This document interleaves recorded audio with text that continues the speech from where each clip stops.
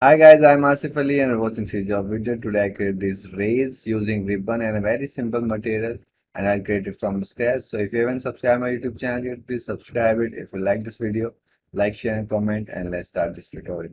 So let's create a material first. So I'll just take a M rays and M rays and I'll just take the particle color for now and just connect it here and here.